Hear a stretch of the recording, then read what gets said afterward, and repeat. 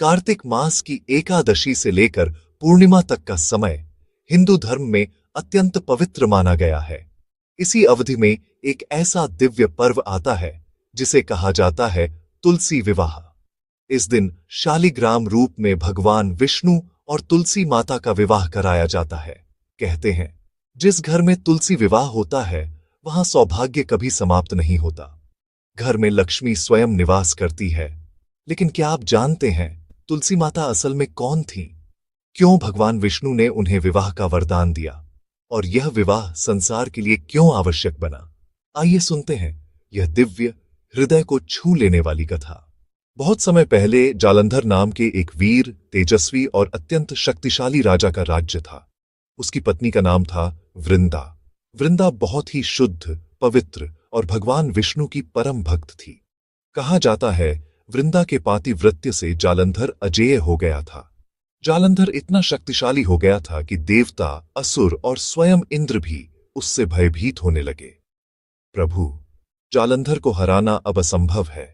उसकी पत्नी वृंदा के पवित्र धर्म से उसे अजेयता प्राप्त है। जालंधर देवताओं से युद्ध करने गया। इधर उसकी पत्नी वृंदा अपने पति के कल्याण हेतु सतत भगवान विष्णु का ध्यान कर रही थी। यही ध्यान जालंधर को अमर शक्ति देता था। देवताओं को जीत दिलाने के लिए भगवान विष्णु ने एक कठिन निर्णय लिया। उन्होंने जालंधर का स्वरूप धारण किया और वृंदा के सामने आए। वृंदा को लगा कि उसका पति युद्ध से लौट आया है।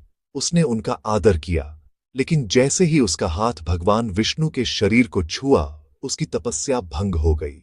वह समझ गई, यह मेरे पति नहीं है। हे विष्णु, आपने मेरे पातिव्रत्य को भंग कर दिया।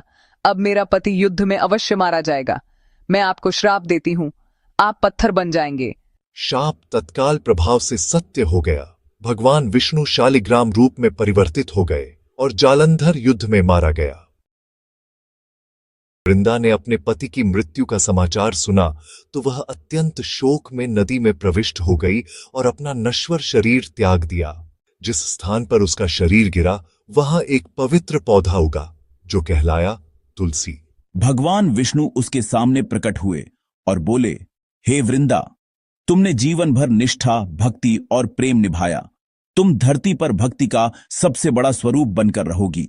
जो भी तुम्हें पूजेगा उसे मेरी कृपा मिलेगी और संसार के कल्याण के लिए मैं स्वयं शालिग्राम स्वरूप में तुमसे विवाह करूंगा।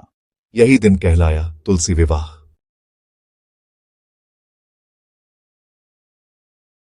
इसका अर्थ है भक्ति, तुलसी का ईश्वर विष्णु से मिलन।